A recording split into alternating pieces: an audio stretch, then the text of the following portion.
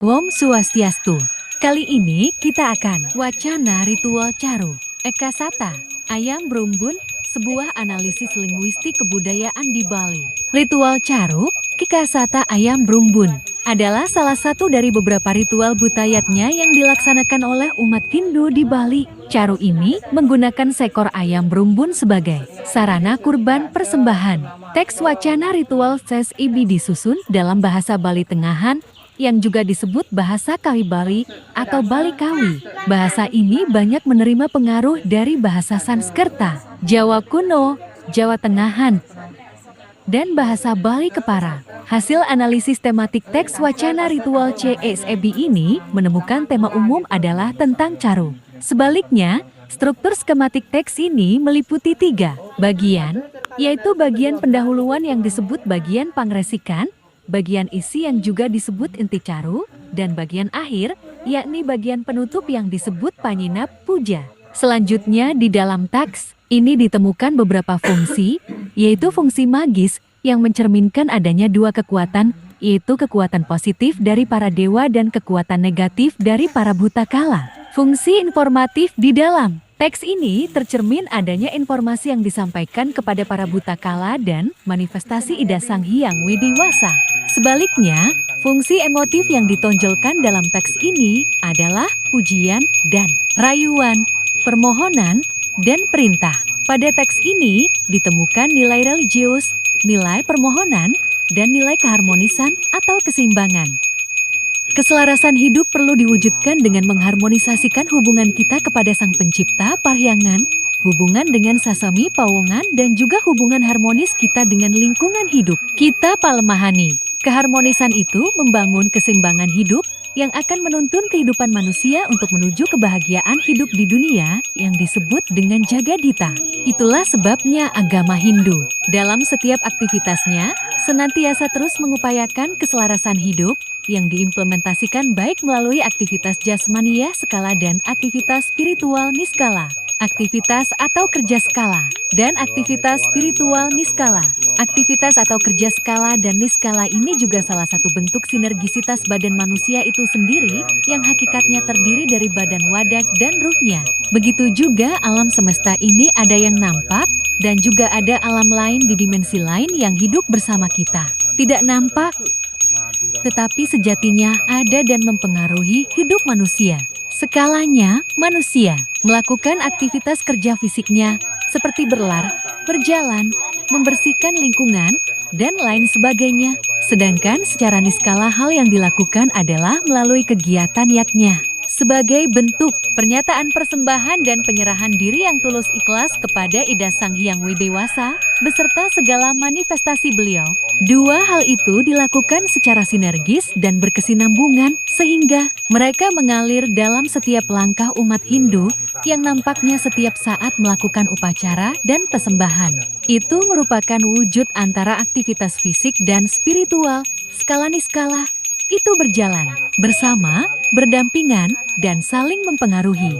Tiada hari tanpa yaknya, tiada aktivitas tanpa didahului oleh yaknya. Seberapapun besarnya pekerjaan yang dilakukan, yaknya pasti menjadi awal dan akhir dari pekerjaan tersebut. Salah satu pekerjaan yang amat nyata dan mudah kita amati bersama adalah saat manusia mulai membuka lahan untuk dijadikan lahan pemukiman. Dibuka lahannya untuk kawasan pertanian dan perkebunan, serta aktivitas yang bersentuhan langsung dengan pemanfaatan lahan dan lingkungan. Umat Hindu senantiasa mengawalinya dengan upacara pacaruan. Dalam hal ini disebut dengan upacara pangruakan, yaitu upacara budayatnya untuk memohonkan permakluman dan izin untuk memanfaatkan lahan. Secara skala upacara ini dapat dijadikan sebagai tonggak dimulainya kerja serta orientasi medan dalam pemanfaatan lahan. Sedangkan secara niskala hal ini bermakna untuk menetralisir kekuatan negatif agar tidak mengganggu kerja manusia serta mengatur energi-energi alam agar teratur dan seimbang posisinya di wilayah itu. Begitu besarnya peranan Banten Caru dalam kehidupan ini, menyebabkan upacara ini tidak dapat bisa dipisahkan dalam kehidupan manusia. Secara hukum acara, agama, perbedaan bentuk dan julukan nama sejatinya sama, dan hal itu masih dibenarkan. Dari tataran tatua dan susilanya sejatinya tak mungkin akan jauh berbeda, dan secara etis pastilah mencerminkan hal tersebut. Kedua, pengertian dan mitologi caro-caro secara, bentuk upacara dan tata cara pelaksanaannya tidak lepas dari praktik pelaksanaan ajaran Tantra khususnya ajaran Bhairawa. Ajaran Bhairawa ini menunjukkan usaha-usaha mistik untuk menuju kebahagiaan yang sempurna.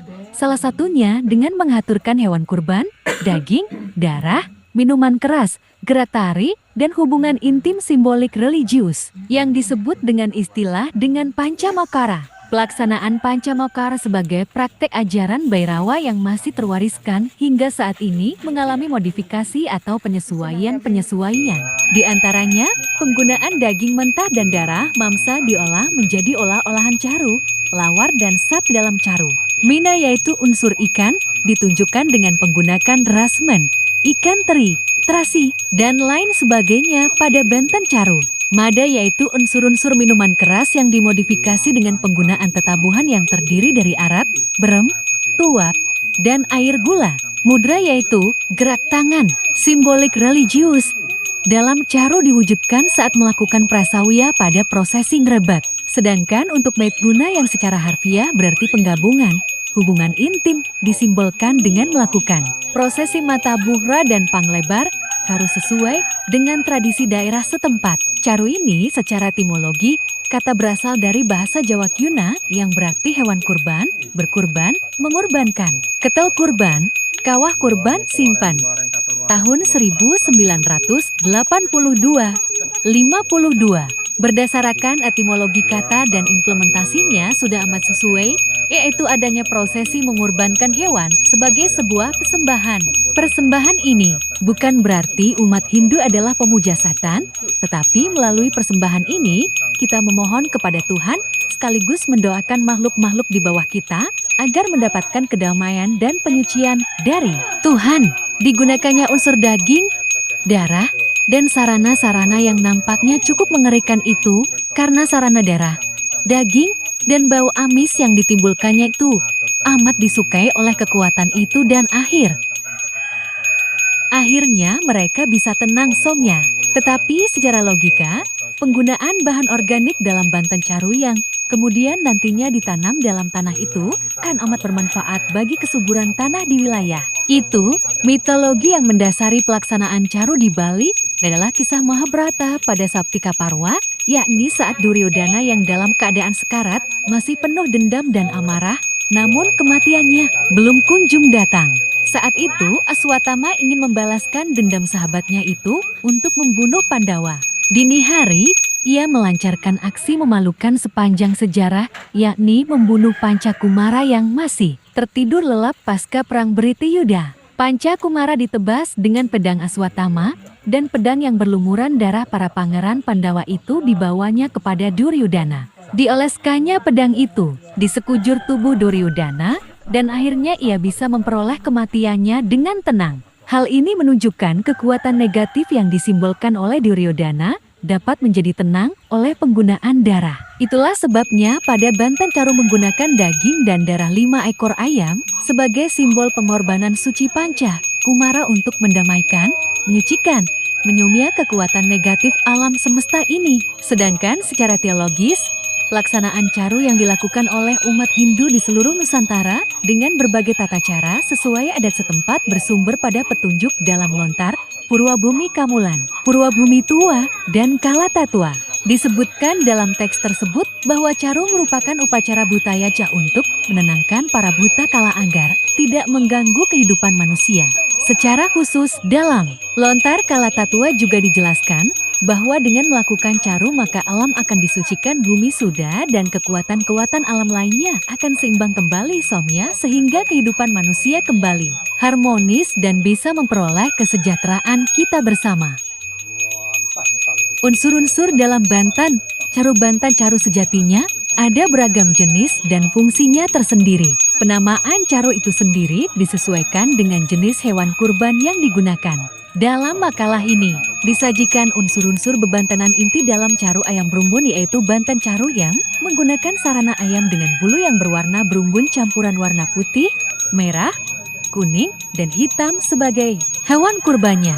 Setelah ayam itu dipotong, bulunya tidak dicabut lalu dikuliti sedemikian rupa, sehingga bagian kepala, sayap dan kakinya masih melekat satu dengan lainnya. Dagingnya diolah, dijadikan 3 jenis urap-uraban, urap barak, urap putih, gegecok, dan 3 jenis sate-sate, lembat, sate esem, sat calon. Ketiga jenis uraban dan sat itu disebut Trinayaka sebagai simbol jasmani. Ayam tersebut yang disimbolkan dengan aksara suci Ang, Mang. Hindu adalah agama yang sangat fleksibel dan tidak kaku, sehingga memberikan ruang kebebasan bagi umat untuk membuat sarana upakara sesuai dengan kemampuan dan keterampilan yang dimiliki.